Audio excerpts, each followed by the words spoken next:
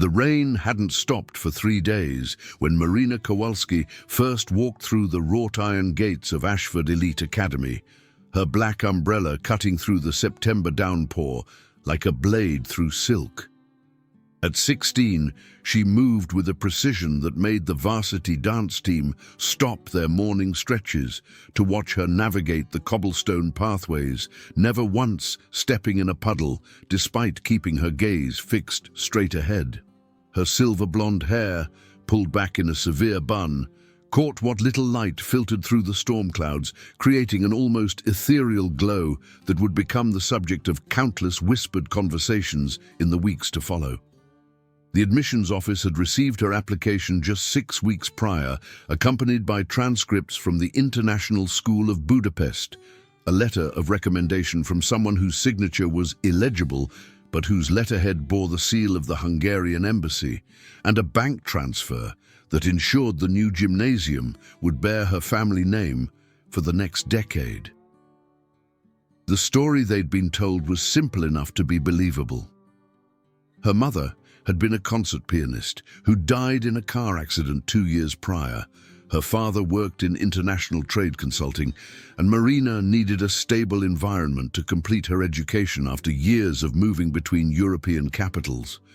What the admissions committee didn't know, couldn't have known, even if they'd run the most thorough background check their considerable resources allowed, was that Marina's mother had actually been eliminated by a Serbian hit squad in a Belgrade parking garage when Marina was 12, that her father's international trade consulting involved weapons that moved through shadows and across borders that existed only on certain maps, and that the car accident story was the third cover they'd used after the first 2 had started attracting the wrong kind of questions. Marina had learned to lie before she learned to read, to spot surveillance before she could ride a bicycle, and to dislocate a grown man's shoulder before she'd had her first kiss.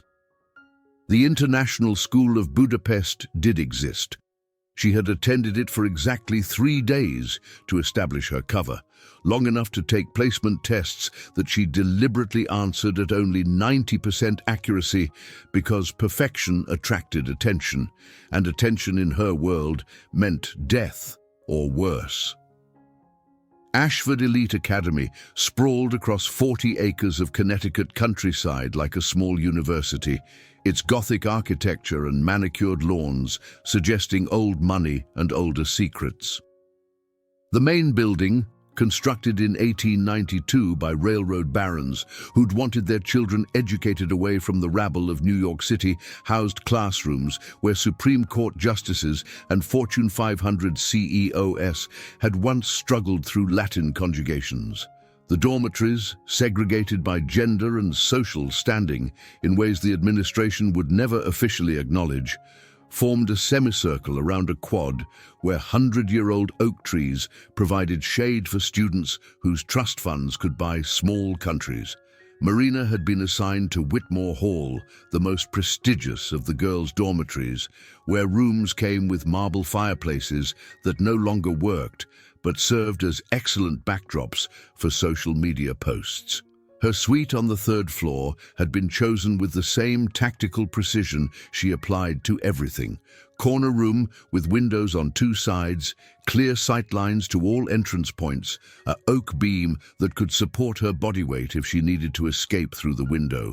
And most importantly, directly above a rarely used maintenance access that connected to the old steam tunnels running beneath the campus. She'd mapped those tunnels her first night, moving through the darkness with only a pen light, and the mental cartography skills her father had drilled into her during long nights in Warsaw safe houses. 3 exits to the street beyond campus, 2 that led to other buildings, 1 that emerged in the woods behind the athletic fields. She'd hidden supply caches at strategic points, cash in multiple currencies wrapped in waterproof bags, prepaid phones that would work on any network, protein bars with 5-year shelf lives, and a ceramic knife that wouldn't trigger metal detectors but could slice through carotid arteries with surgical precision. Her roommate assignment had been mysteriously cancelled at the last minute, an administrative error that Marina had orchestrated through careful manipulation of the housing database using skills learned from a Ukrainian hacker who'd owed her father a favor. Solitude was safety, and safety was survival. And survival was the only grade that actually mattered in the education she'd been receiving since age 7. The first week passed in careful reconnaissance disguised as normal adjustment. Marina attended classes with perfect punctuality, took notes in handwriting so mechanically precise that her European literature teacher asked if she'd been trained in calligraphy, and submitted assignments that demonstrated intelligence without brilliance, competence without excellence. She ate in the dining hall at different times each day, never establishing a pattern that could be tracked or exploited, choosing tables that offered optimal escape routes while appearing to simply seek quiet corners for studying.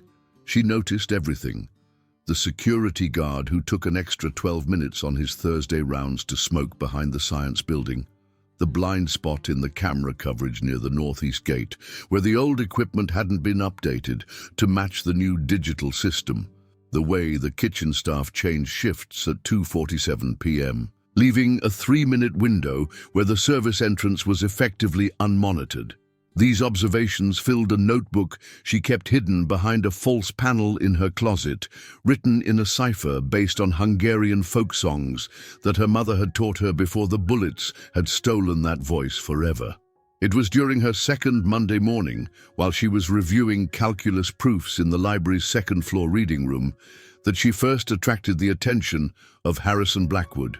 He entered the library like he owned it, which in a sense he did, his great-grandfather's portrait glowering down from above the circulation desk, a permanent reminder of the Blackwood family's century-long grip on Ashford's throat. At 18, Harrison stood 6 feet 3 inches of carefully cultivated athletic perfection, quarterback of a team that hadn't lost a game in 3 seasons, captain of the lacrosse squad that had won state championships since before he could walk, and heir to a pharmaceutical fortune built on patents that had been obtained through methods the FDA had never quite been able to prove were illegal. He moved through the library with 4 shadows that had become as much a part of his identity as his perfectly styled dark hair and the smile that had graced the cover of Prep School Quarterly the previous spring. His lieutenants, as the rest of the school called them when they thought no one was listening, had been chosen with the same strategic thinking Harrison applied to play calling on the football field.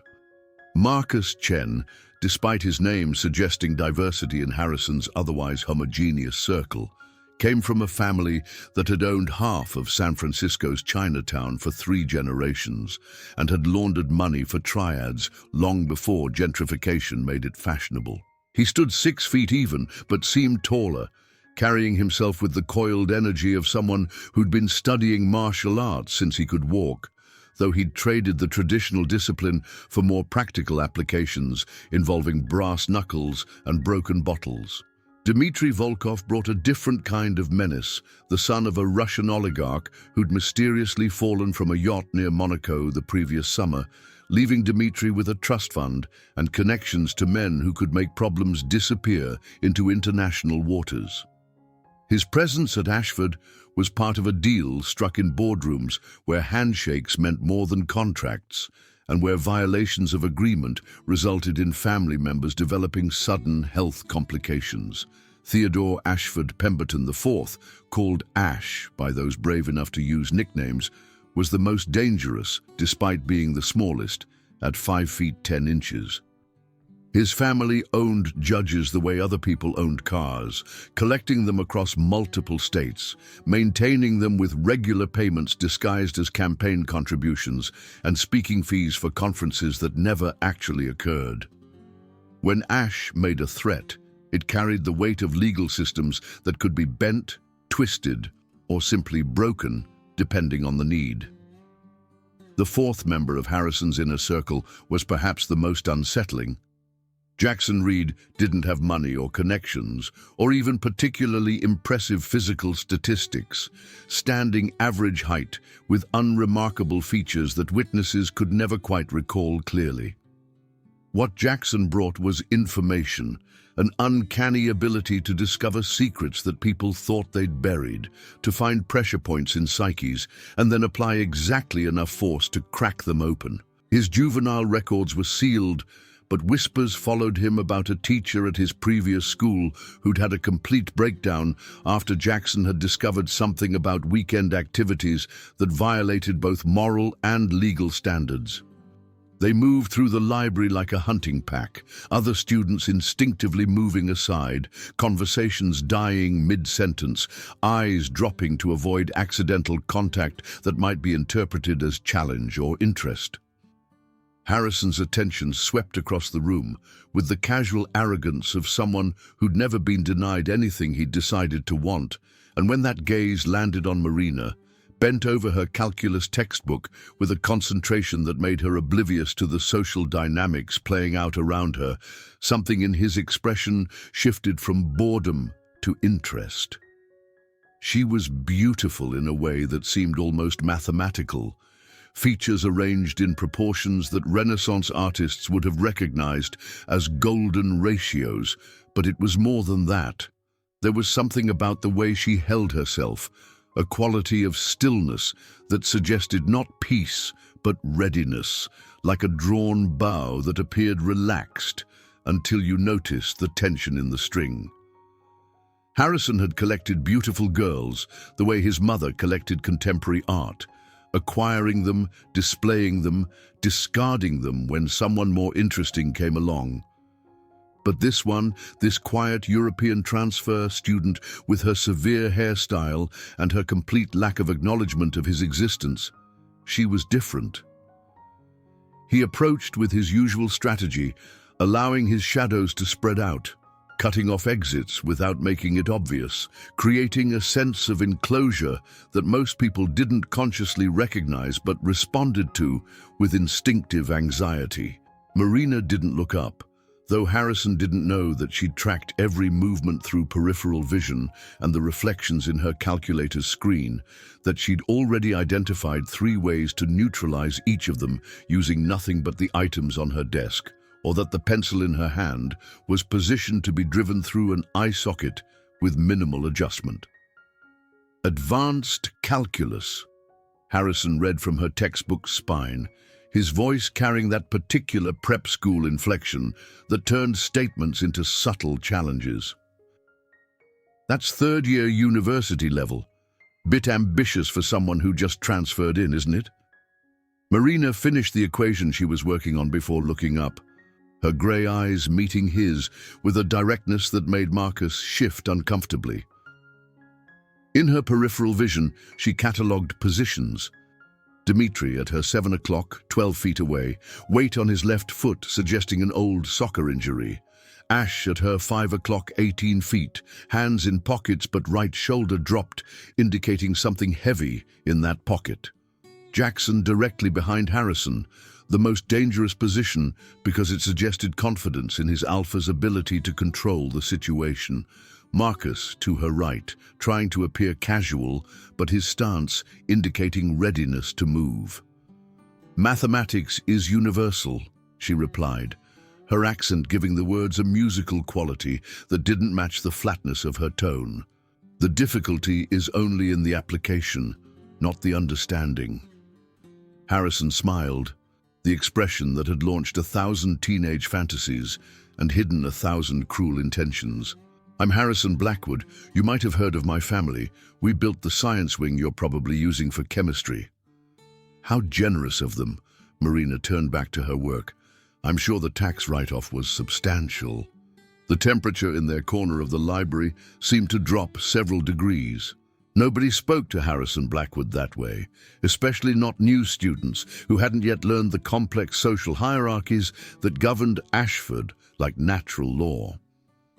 Marcus actually stepped forward before Harrison raised a hand, stopping him with the kind of subtle control that suggested years of practice. "I was thinking," Harrison continued as if she hadn't just dismissed him, "that you might need someone to show you around campus. The social landscape here can be complicated for newcomers, especially international students who might not understand how things work in American schools. "I understand perfectly," Marina said without looking up again. "Those with inherited privilege mistake their circumstances for merit and expect deference from those they perceive as beneath them. It's the same in every country, just with different accents." Dmitri made a sound that might have been surprise or admiration, quickly covered with a cough. Jackson pulled out his phone, already beginning the deep dive into Marina Kowalski's background that would consume the next 72 hours of his life and yield frustratingly little beyond the official story that had been carefully crafted by people who'd been doing this since before Jackson had learned to use a search engine. "You're interesting," Harrison said, and in those two words was both compliment and threat, promise and warning. "I think we're going to be friends." "I think," Marina finally looked up again, her expression as blank as fresh paper, "that you're going to be disappointed." Harrison left with his pack, their retreat managing to somehow feel like a tactical withdrawal rather than a rejection. Other students who'd been pretending not to watch suddenly found their books fascinating again, though Marina could feel the weight of their attention, the calculations being made about this new player who just refused to acknowledge the king's sovereignty. What followed over the next 2 weeks was what Harrison's crew privately called the courtship phase, though it bore more resemblance to a siege than any romantic pursuit.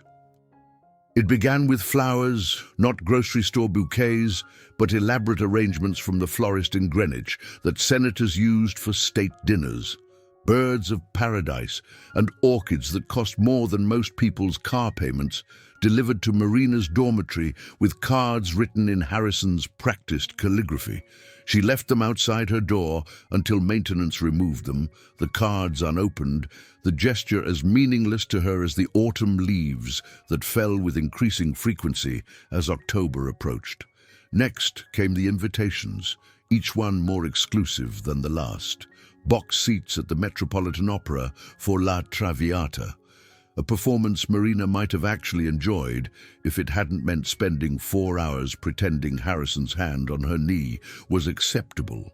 Dinner at restaurants that didn't have names, just addresses that people who mattered knew by heart, where senators dined with Supreme Court justices and deals that shaped national policy were struck over wine that cost more than college tuition.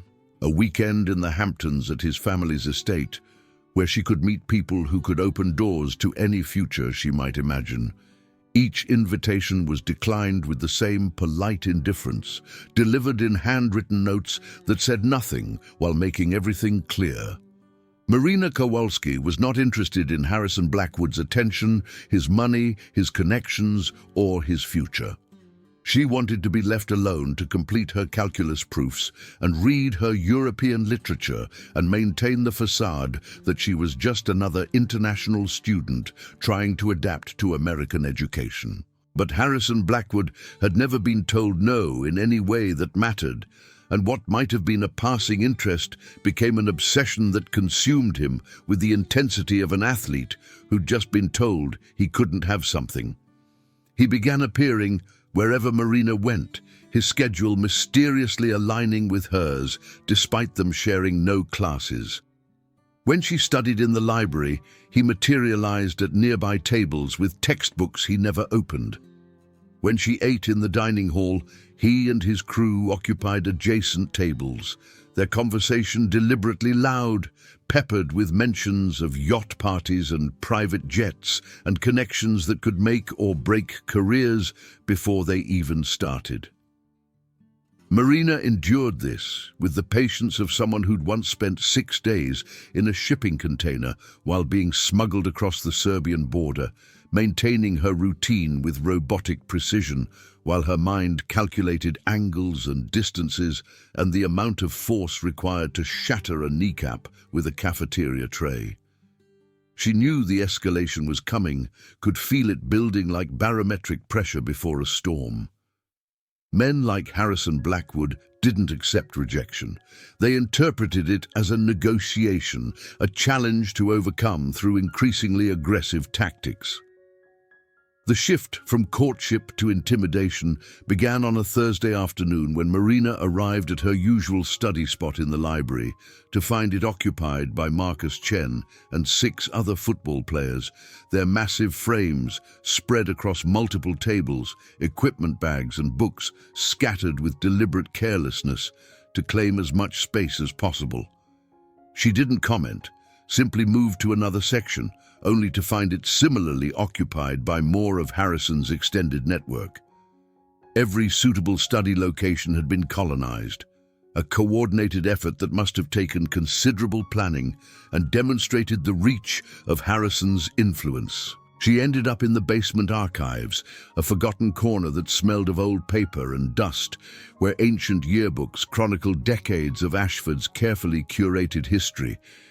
It was there that Jackson Reed found her, appearing with the unsettling silence that was his signature, positioning himself between her and the only exit with casual precision. "You're making this harder than it needs to be," he said, his voice carrying an odd quality that made it difficult to place his accent, as if he'd consciously eliminated any regional markers. "Harrison's interest in you is actually a compliment. Most girls would kill for his attention." "Then they should seek psychiatric help," Marina replied, without looking up from the physics textbook she'd switched to when calculus had become impossible in the archive's poor lighting. Desperation for validation from someone whose only achievement is winning the genetic lottery suggests deep psychological issues. Jackson moved closer, not quite threatening, but deliberately uncomfortable, invading the personal space that Americans usually respected with almost religious fervor. "You know, I've been looking into you, Marina Kowalski from Budapest. Funny thing is, the International School of Budapest has no record of you before last spring. Neither does any other school in Hungary, Czech Republic, Slovakia, or Austria. It's almost like you didn't exist until 6 months ago." Marina's hand stilled on her pencil for exactly 1.3 seconds before resuming its movement across the page. It was the first sign of reaction anyone had gotten from her since she'd arrived at Ashford, and Jackson filed it away with the satisfaction of a collector acquiring a rare specimen. "Perhaps you're not as good at research as you think," she said, but there was something different in her tone, a quality Harrison would have recognized as dangerous if he'd been there to hear it. "Or perhaps European privacy laws are more stringent than what you're accustomed to circumventing." "Perhaps," Jackson agreed, pulling out his phone to show her a photograph that made her entire body go still with a different kind of tension. It was grainy, clearly taken from a distance and enhanced through multiple filters, but it showed a girl who looked very much like Marina exiting a building in Prague that anyone familiar with certain circles would recognize as a safe house used by intelligence services. Or perhaps some secrets are worth more than others. Harrison would find this fascinating, don't you think?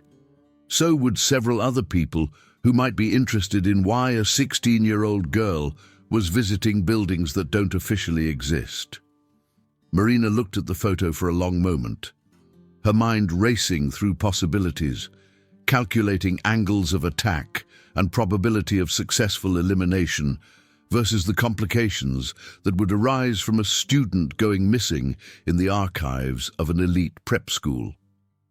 Her father had taught her that violence was always the last resort, not from any moral standpoint, but because bodies created complications, and complications attracted attention, and attention in their world meant exposure, and exposure meant death. "What do you want?" she asked, though she already knew the answer. "Harrison wants you to have dinner with him tomorrow night. Le Bernardin in the city. His driver will pick you up at 6. Wear something nice." Jackson pocketed his phone with a smile that suggested he knew he'd won something significant. "And Marina?" "This is what we call a courtesy request. The next one won't be so polite." He left her alone in the archives, surrounded by decades of photographed faces of students who'd gone on to shape the world in ways both public and private.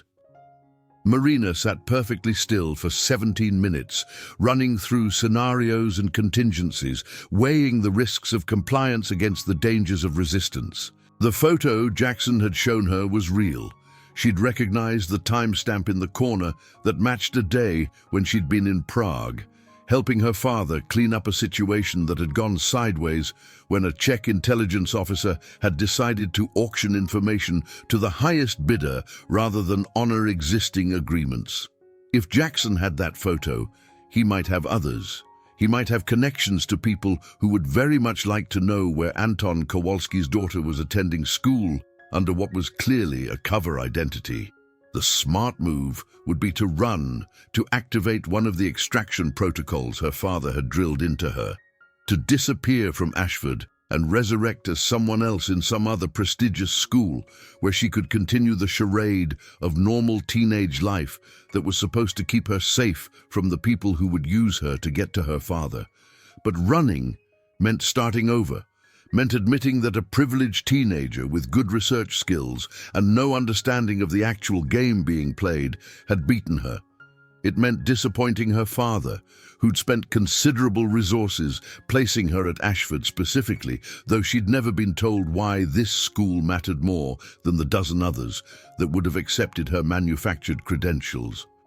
And beneath all the tactical considerations was something else. An anger that had been building since the first bouquet of flowers, the first presumptuous invitation, the first assumption that her autonomy was negotiable. She attended dinner the following evening, wearing a black dress that had been tailored to conceal the ceramic blade sheathed against her thigh and the garrote wire woven into what appeared to be a decorative belt. Harrison's driver, an ex-military type whose bearing suggested special forces despite his current occupation, chauffeuring privileged teenagers, recognized something in the way she entered the vehicle, the automatic scan of the interior, the positioning that kept both exits accessible. Their eyes met in the rearview mirror for a moment of professional acknowledgement before both returned to their roles. The restaurant was everything she'd expected. The kind of place where menus didn't have prices, because if you needed to ask, you couldn't afford it. Harrison was waiting at a private table, wearing a suit that probably cost more than most people's monthly salaries. His smile suggesting he'd already won something just by her presence. The conversation was a masterpiece of double meanings and implied threats wrapped in the language of civilized discourse. Harrison spoke about opportunities and partnerships and the benefits of cooperation, while Marina dissected her Dover soul with surgical precision and responded in monosyllables that gave away nothing while suggesting everything. "You're not what I expected," Harrison said over dessert that she hadn't ordered but had appeared anyway, some architectural construction of chocolate and gold leaf that belonged in a museum more than on a plate. "Most people would be impressed by all this." "Most people haven't seen what I've seen," Marina replied, and for the first time since she'd arrived at Ashford, she allowed something real to show in her expression. It was just a flash, a momentary dropping of the mask that revealed something Harrison's limited experience couldn't quite categorize, but recognized as dangerous in the way that primitive parts of the brain recognized predators, even when conscious thought insisted on safety. "What have you seen?" he asked, leaning forward with what might have been genuine interest rather than strategic positioning. "Men who thought money made them immortal discovering otherwise," she said, thinking of the oligarch who'd hired her father to protect him from his former partners, only to learn that some bullets couldn't be stopped by bank accounts. Power structures that seemed permanent, collapsing in minutes when the right pressure was applied to the right weak point. The children of powerful men learning that inheritance didn't include competence. Harrison's jaw tightened at the last comment, but his smile never wavered. "Sounds like you've had an interesting life for someone so young." Jackson mentioned some gaps in your history that might make for fascinating conversation. Everyone has gaps. Marina set down her fork with deliberate precision. Some people are just better at hiding them. For instance, the gap in your family's fortune between 2018 and 2019 that coincidentally aligned with an FDA investigation into testing protocols at your father's company. Or the gap in Dmitry Volkov's father's calendar between boarding his yacht and falling from it. Or the gap in Jackson Reed's school records that corresponds with a teacher's nervous breakdown and subsequent institutionalization. The silence that followed could have been measured in heartbeats or hours. Harrison's face had gone through several expressions before settling on something that might have been respect mixed with calculation. "You've done your homework." "I'm a good student," Marina replied. "Now, if we're finished pretending this is a date rather than an attempted recruitment, I'd like to return to campus. I have a physics exam tomorrow that actually matters." The ride back to Ashford was conducted in silence that felt like the space between lightning and thunder, charged with potential violence that never quite manifested. Harrison walked her to her dormitory like a gentleman, though they both knew the performance was for the security cameras and the students watching from windows. At the entrance, he stopped her with a hand on her arm, gentle enough to seem like courtesy, but firm enough to convey message. "This isn't over," he said quietly. "I don't give up on things I want." "Neither do I," Marina replied, removing his hand with a motion that looked casual but left his fingers tingling with the pressure she'd applied to specific nerve clusters. "And what I want is to be left alone." But Harrison Blackwood had never been good at respecting boundaries, and what followed over the next week made the previous intimidation seem like gentle persuasion. Marina found her possessions mysteriously moved, damaged, or missing entirely. Her laptop developed a virus that corrupted her files despite security software that should have been impenetrable. Her class schedule was somehow changed in the system, forcing her to spend hours with administration fixing glitches that kept recurring. The lock on her door was vandalized 3 times, maintenance always taking just long enough to repair it that she had to sleep with a chair wedged under the handle. The psychological warfare might have broken someone whose formative years hadn't included resistance to interrogation training in Romanian facilities that didn't officially exist. Marina endured each escalation with the patience of someone playing a longer game, documenting everything with hidden cameras she'd installed her first week, building a file that would eventually prove useful, though not in the way anyone might expect. The breaking point came on a rain-soaked Tuesday in late October, when Marina entered the dining hall to find every seat mysteriously occupied whenever she approached, every food station suddenly closed for cleaning when she queued, every surface somehow unavailable for someone carrying a tray of rapidly cooling food. It was orchestrated with the precision of a military operation, Harrison's entire network of influence coordinated to create perfect social isolation. She ended up eating alone in a stairwell, balancing her tray on her knees while rain hammered against windows that rattled in their Victorian frames. It was there that Ash Pemberton found her, appearing with his characteristic ability to be wherever psychological pressure could be most effectively applied. "This is pathetic," he said, not unkindly but with the casual cruelty of someone observing a specimen in distress. "You're sitting in a stairwell eating cold eggs because you're too proud to just give Harrison what he wants. One date, one real date where you actually engage instead of sitting there like you're at an interrogation. That's all it would take to make your life here bearable." Marina looked up at him with eyes that had gone flat and dangerous in a way that made him take an involuntary step back. "Do you know what happened to the last person who tried to force me to do something I didn't want to do?" "No," Ash said, though something in her tone made him suddenly very interested in maintaining distance. "Neither does anyone else," Marina said simply. He disappeared somewhere between Belgrade and Budapest. They found his car, but never his body. The police ruled it a voluntary disappearance, though the blood evidence suggested otherwise. "You're threatening me?" Ash tried to sound amused, but couldn't quite manage it. "I'm sharing an anecdote," Marina returned to her cold eggs, "though I understand how someone with limited comprehension might confuse the two." That afternoon, the escalation reached its crescendo. Marina returned to her room to find it had been entered despite her security measures. Nothing was obviously disturbed, but she could tell from a dozen tiny indicators that someone had been through her possessions with professional thoroughness. The hidden panel in her closet had been discovered and carefully replaced, though the notebook inside remained untouched, suggesting reconnaissance rather than theft. Someone was mapping her secrets, cataloguing her preparations, building a profile that would eventually be used against her.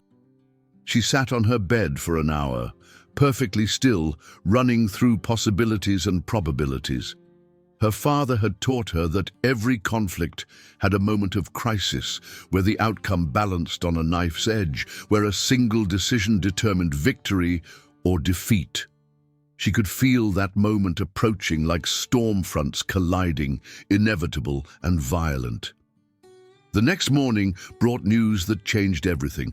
A student named Jennifer Walsh, a sophomore who'd made the mistake of refusing Harrison's attention the previous year, had attempted suicide in her dormitory bathroom. She survived barely, but the note she left behind detailed months of systematic harassment that had driven her to the edge and then deliberately pushed her over it.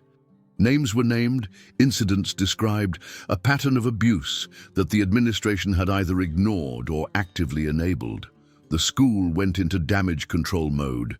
Administrators who'd been invisible suddenly everywhere, counselors made available, meetings held where students were assured that their safety and well-being were the highest priority.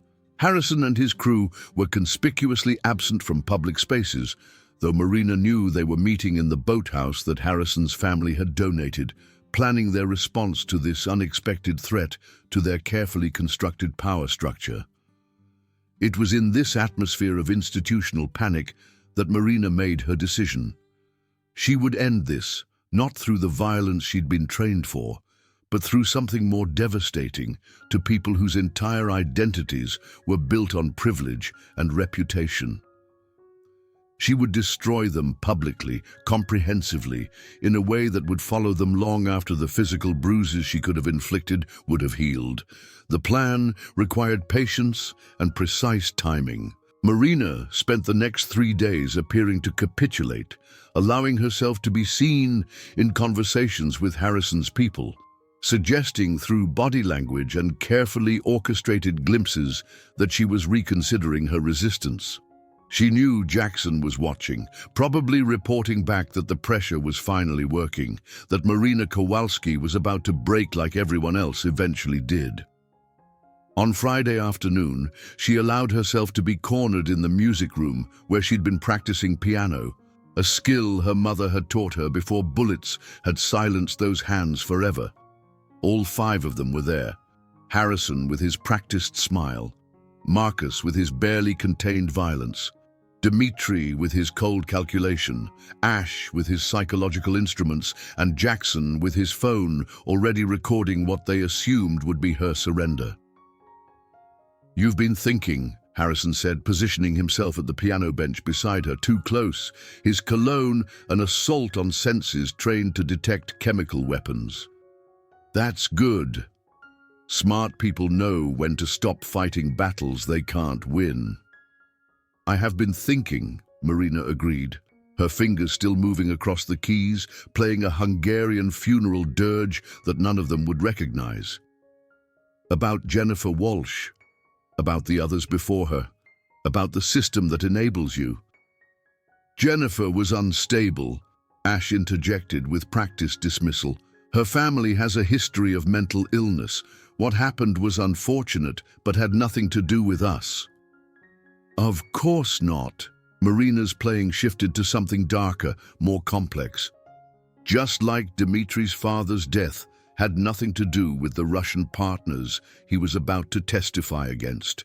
Just like the teacher who had a breakdown at Jackson's previous school had nothing to do with the photographs Jackson had acquired of him. Just like the FDA investigation into Harrison's father's company had nothing to do with the whistleblower who mysteriously recanted their testimony.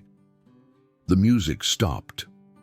In the silence that followed, the rain outside seemed unnaturally loud.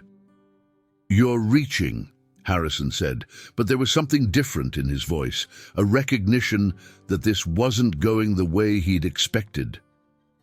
"Making accusations you can't prove." Proof is such an interesting concept. Marina stood from the bench with fluid grace, moving to create distance that would allow her to observe all of them simultaneously. For instance, "I can't prove that Marcus Chen has been using his family's connections to move party drugs through campus, but I have documentation of every transaction, including the ones involving faculty members' children. I can't prove that Dmitri has been in contact with his father's former associates, but I have recordings of conversations that federal authorities would find fascinating. I can't prove that Ash's father has been bribing judges, but I have bank records that show interesting patterns."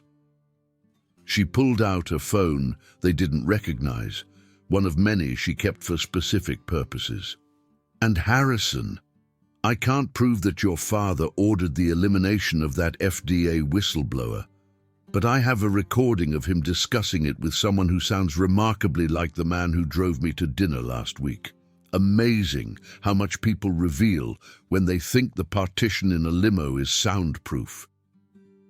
The atmosphere in the room shifted from predatory confidence to something closer to panic, though they were all too well trained to show it, obviously. These were secrets that went beyond teenage bullying into territories where serious people did serious things to protect serious interests. "You're bluffing," Jackson said, but his hand was already moving toward his phone, probably to start whatever damage control protocols he'd developed. "Am I?" Marina touched her phone's screen, and Harrison's father's voice filled the room, discussing chemical formulas and testing protocols and what would happen to stock prices if certain information became public. The recording was crystal clear, legally admissible, absolutely devastating. "What do you want?" Harrison asked. And for the first time since Marina had arrived at Ashford, he sounded like what he actually was. A scared 18-year-old who'd just realized his entire world could collapse. "I want," Marina said carefully, "to be left alone. Completely. No interaction, no acknowledgement, no retaliation. I complete my education here without interference, and these recordings stay private. But if anything happens to me, if I have even a suggestion of continued harassment, everything goes public.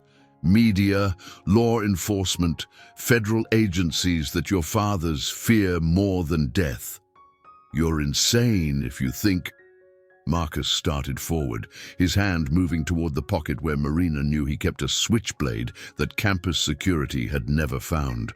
Her movement was so fast that Jackson's phone barely captured it, a blur of motion that ended with Marcus on his knees, his arm bent at an angle that wasn't quite dislocated, but promised to be if he moved wrong, her hand applying pressure to points that sent waves of agony through his nervous system without leaving marks that would show up in photographs.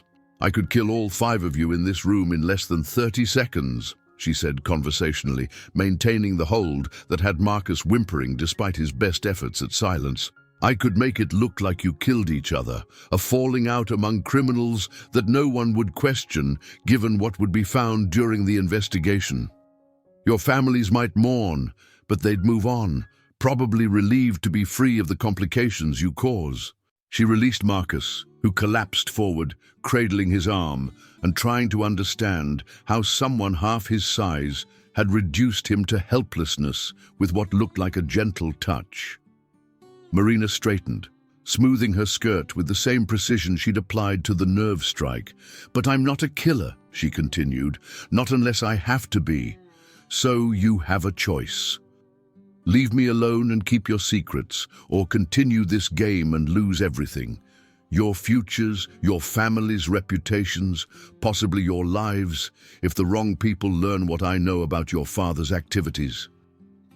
The silence stretched until Harrison finally nodded, a single motion that carried the weight of absolute capitulation. "We understand." "Good." Marina picked up her sheet music with steady hands. "Oh, and gentlemen, if you're thinking about trying to find my insurance policies, the copies I've made, the dead man's switches I've arranged, don't. I learned operational security from people who overthrew governments for entertainment. You're playing checkers against someone who was taught chess by grandmasters." She left them in the music room, 5 young men who'd entered as predators and would leave as prey, forever looking over their shoulders, wondering when their carefully constructed worlds would come crashing down. The walk back to her dormitory was conducted in rain that had intensified to near-biblical proportions. But Marina didn't hurry. She'd learned long ago that victory was best savored slowly, and this had been a victory years in the making. But the story was far from over. What Marina didn't know, what her father had carefully kept from her, was that her placement at Ashford had never been about her safety. It had been about something much larger, an operation that stretched across continents and involved players who made Harrison Blackwood look like the child he actually was. 3 days after the confrontation in the music room, a new student arrived at Ashford. She gave her name as Rebecca Winters, presented credentials from a boarding school in Switzerland, and moved into Whitmore Hall with the kind of quiet efficiency that Marina recognized immediately as professional. Their eyes met once across the dining hall, a moment of mutual recognition between 2 people trained by the same shadow world, and Marina understood that her real education at Ashford was about to begin. Rebecca wasn't alone. Over the next week, 3 more students transferred in with carefully crafted backgrounds and specific skills hidden beneath teenage facades. A boy named David Kim, whose Korean diplomatic passport concealed training in electronic warfare that could shut down power grids. A girl called Sarah Mitchell, whose ballet scholarship masked the kind of flexibility and strength that came from escaping through air ducts and scaling buildings. A young man named James Hunter, whose lacrosse skills were secondary to his ability with rifles, at distances that shouldn't have been possible. They didn't approach Marina directly, but she found messages hidden in her usual study spots, coded phrases in graffiti that appeared overnight, signals in the arrangement of books on library shelves. Something was coming, something that required assets positioned throughout Ashford's student body, and Marina was being recruited for an operation she didn't yet understand. The breakthrough came through Jackson Reed, of all people. Despite the détente that had been established, he couldn't resist investigating the new arrivals, his compulsion to uncover secrets overriding his survival instinct. What he found sent him to Marina's door at 2 in the morning, his usual composure shattered by something that scared him more than her threats ever had. "They're not students," he said without preamble when she opened her door, already dressed despite the hour because she never really slept anymore. "None of them. They're all connected to something called the Prometheus Protocol." Marina's blood chilled. She'd heard that name once, whispered between her father and a contact from Langley who'd insisted no recording devices were present. It was supposed to be a myth, a ghost story. Intelligence services told each other about a program that recruited children from conflict zones, trained them from birth to be perfect weapons, then inserted them into positions where they could influence global power structures before anyone realized what they were. "You need to leave," she told Jackson, already running through extraction scenarios, calculating how long it would take to reach her nearest cache of supplies. "Tonight. Don't pack, don't tell anyone, just run. Get as far from here as possible." "What is Prometheus?" he asked, and for once, his curiosity might actually get him killed. It's the reason Jennifer Walsh tried to kill herself, Marina said, making connections she should have seen earlier. She wasn't driven to it by Harrison's harassment. She was a liability who knew something she shouldn't have, and someone convinced her that death was better than what would happen if she talked. Jackson's face went pale, as implications cascaded through his mind. The administration knows. They have to know. You don't get this many transfers without... The administration was replaced 6 months ago, Marina interrupted. Didn't you notice? New headmaster, new dean of students, new security chief, all of them with backgrounds that look perfect on paper but fall apart if you dig deep enough. Ashford isn't a school anymore. It's a recruiting ground. For what? For the next generation of people like my father, Marina said quietly, and the people who hunt them. The sound of footsteps in the hallway made them both freeze. Not the normal sounds of students sneaking around after curfew, but the measured pace of professionals moving in formation. Marina grabbed Jackson's arm, pulling him toward the window she'd already tested for exactly this scenario. Fire escape, down to the 2nd floor, then jump to the maintenance shed roof. There's a blind spot in the cameras there. Run for the tree line and don't stop until you hit the highway. What about you? I'm what they came for, Marina said, already pulling on clothes more suitable for combat than campus. Go. Now. Jackson went, and Marina was impressed that he didn't hesitate, didn't argue, just moved with the kind of efficiency that suggested maybe his survival instincts were better developed than she'd thought. She waited until she heard him hit the ground before turning to face her door, which opened without anyone knocking. Rebecca Winters stood there, though Marina doubted that was any more her real name than Marina Kowalski was hers. Behind her stood the others, and behind them, stepping out of shadows with the dramatic timing of someone who'd practiced the effect, stood a man Marina recognized from photographs her father had hidden in places he didn't think she knew about. Colonel William Thorne, officially retired from Delta Force, unofficially running operations that Congress would have impeached presidents for knowing about. He looked exactly like his pictures suggested, ordinary in a way that let him disappear in crowds, with eyes that had seen too much and decided to keep looking anyway. "Miss Kowalski," he said in a voice that suggested Texas origins carefully smoothed by education. "Or should I say Miss Volkov? Your real name is Natasha Volkov, daughter of Anton Volkov, who you know as Anton Kowalski. Your mother was Maria Volkov, née Petrov, killed not by Serbian assassins, but by your father's former employer when he decided to go freelance." Marina said nothing, but her stance shifted subtly, weight redistributing in preparation for violence that everyone in the room recognized and respected. "We're not here to hurt you," Thorne continued. "We're here to recruit you.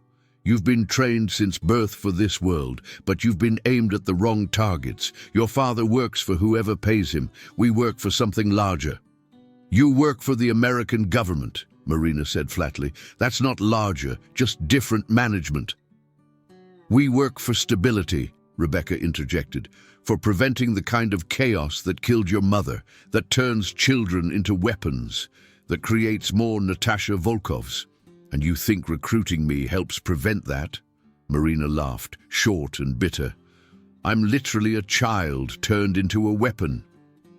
"You're a weapon that can choose its targets," Thorne said. "That's all anyone can be in this world. The question is whether you want to continue your father's path, taking contracts from whoever can pay, or if you want to be part of something that might actually make a difference. And if I refuse, then you leave Ashford tonight and never come back. We scrub your presence from all records and you disappear into whatever life you can build without our protection. Your father's enemies will eventually find you, but that's not our problem unless you make it ours." Marina considered her options, knowing they were all variations of surrender. These people had her cornered as effectively as Harrison Blackwood had thought he had. But unlike him, they understood what they were dealing with. They'd probably been watching her since before she arrived at Ashford, evaluating her responses to harassment, measuring her capabilities, testing her limits. "The other students," she said, "Harrison and his crew, they're not part of this." "They're assets," Sarah Mitchell said, speaking for the first time with an Australian accent that hadn't been there when she'd asked to borrow a pen in Marina's physics class. "Useful idiots whose father's criminal activities provide leverage for operations. Harrison Blackwood thinks he's a king, but he's just a pawn who doesn't know the board exists." Jennifer Walsh. "Safe," Thorne assured her, "relocated with a new identity and a full scholarship to a university where no one will ever bother her again. Her suicide attempt was staged to create the chaos we needed to complete our infiltration of Ashford." The revelation should have made Marina angry, but instead she felt something like respect. These people played the game at levels her father had taught her about, but never achieved himself. They moved entire institutions like chess pieces, created and destroyed identities like shuffling cards, operated in shadows so deep that even other shadows didn't know they existed. "What would you need me to do?" she asked, already knowing she would accept, because the alternative was a life of running that would eventually end in a shallow grave or a weighted bag in some harbor. "For now, exactly what you've been doing." Thorne smiled for the first time, an expression that made him look like someone's grandfather, rather than a man who'd ordered drone strikes on wedding parties because one guest was a terrorist.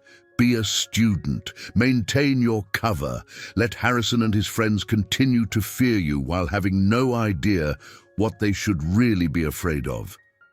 And later, we'll teach you to be something more than your father's daughter.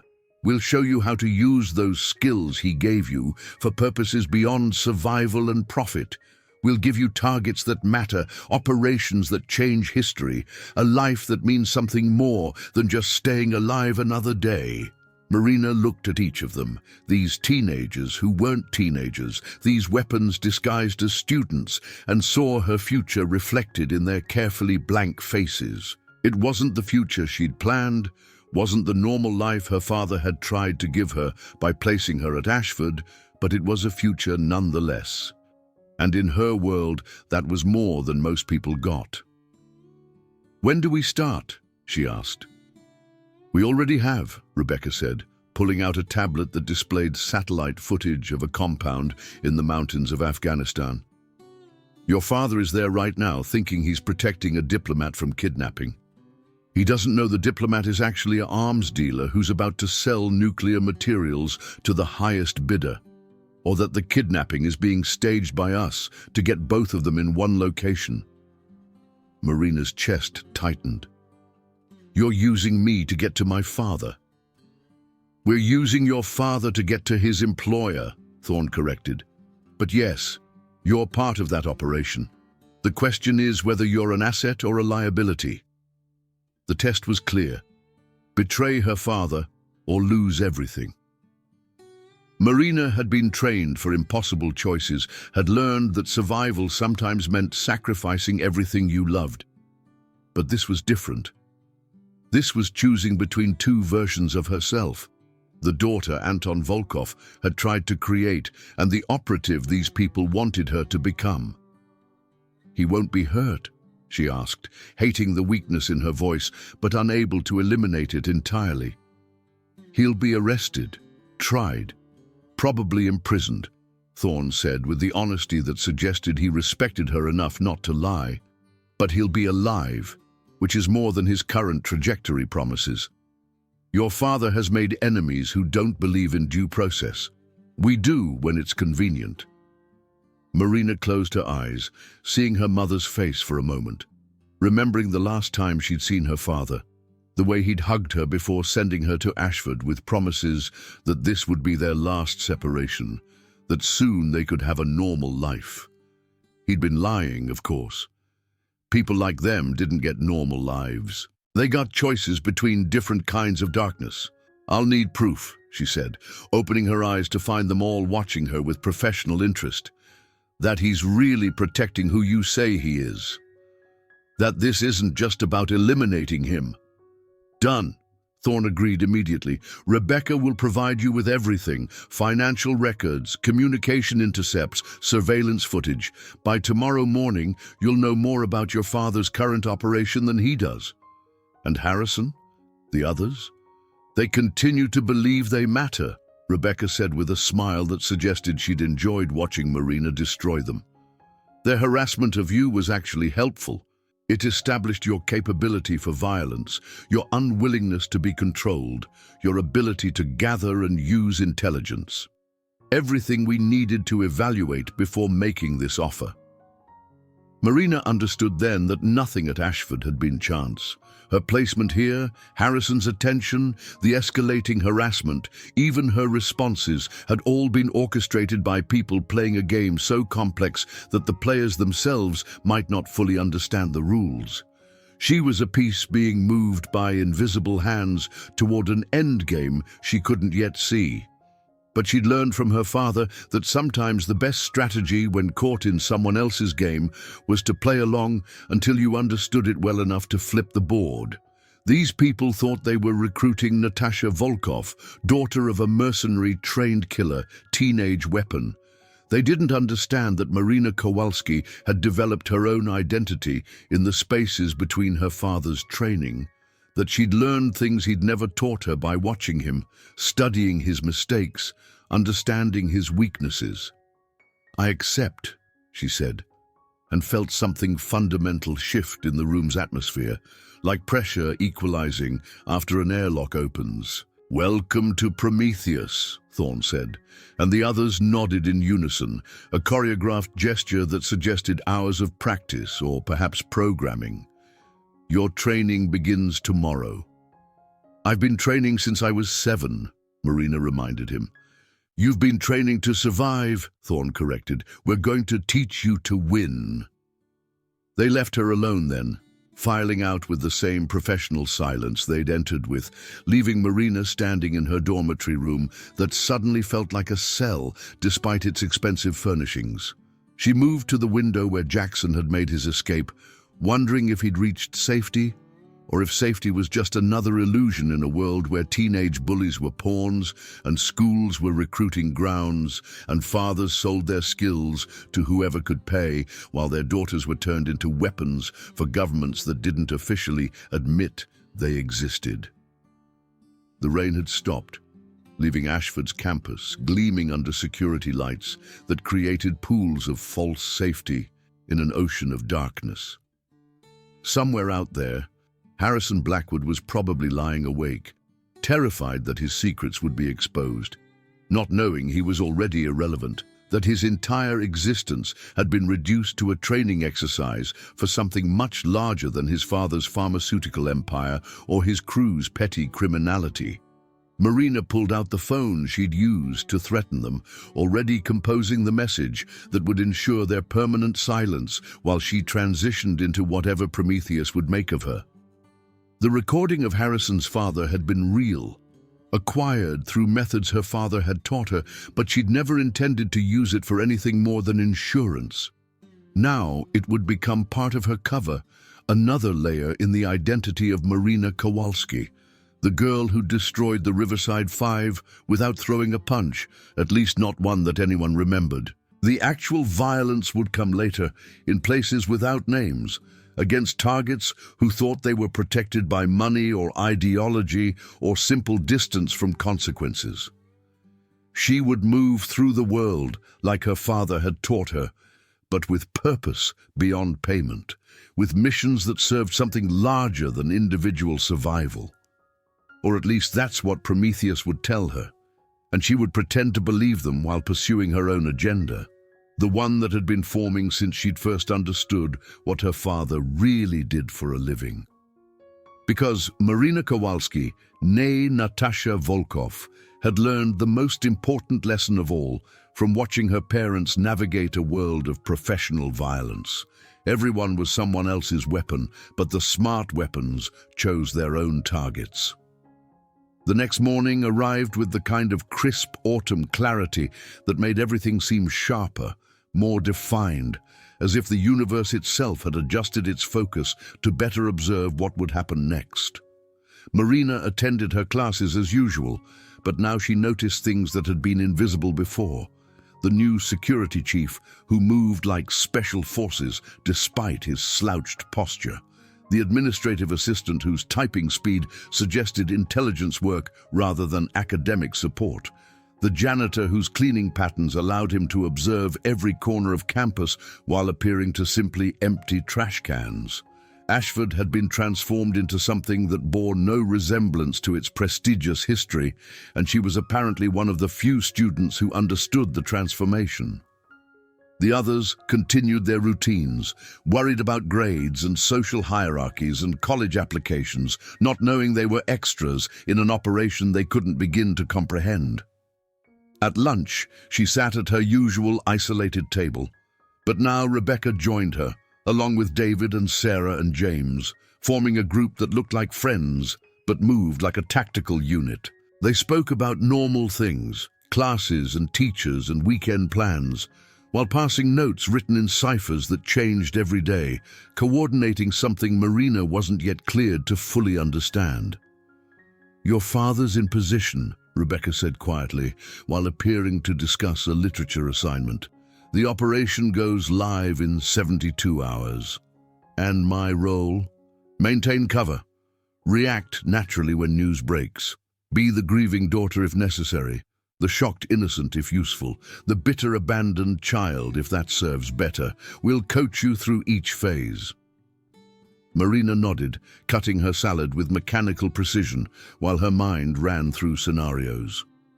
Her father would be captured or killed, his employer exposed or eliminated, and she would play whatever role served Prometheus's purposes while pursuing her own agenda that even she didn't fully understand yet. Harrison Blackwood entered the dining hall with his depleted crew, Marcus's arms still in a sling from their music room encounter, the others moving with the caution of people who'd learned they weren't apex predators after all. His eyes found Marina across the room, and she saw the fear there, the knowledge that she owned him now, could destroy him with a phone call or email, could end his family's empire with evidence he didn't even know she possessed. She smiled at him, an expression that looked friendly to observers but carried promise of violence to those who knew how to read such things. Harrison looked away first, leading his crew to a table in the far corner, as far from Marina and her new friends as the dining hall allowed. "You really did a number on them," James observed, his accent suggesting Texas but his syntax indicating education far beyond what his cover story claimed. Psychological destruction without leaving marks law enforcement would recognize. "Elegant. It was necessary," Marina replied, though part of her wondered if she'd enjoyed it too much, if the satisfaction of destroying Harrison Blackwood suggested she was already becoming what Prometheus wanted her to be. "Everything's necessary in our world," Sarah said. "The only question is whether we're necessary for the right reasons."